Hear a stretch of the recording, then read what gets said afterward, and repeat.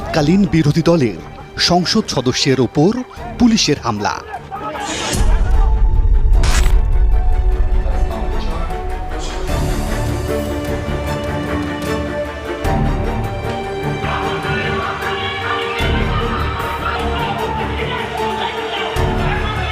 সেই হামলার দৃশ্য মনে পড়লে এখনো আটকে ওঠেন বিএনপি নেতা জয়নুল আবদিন ফারুক।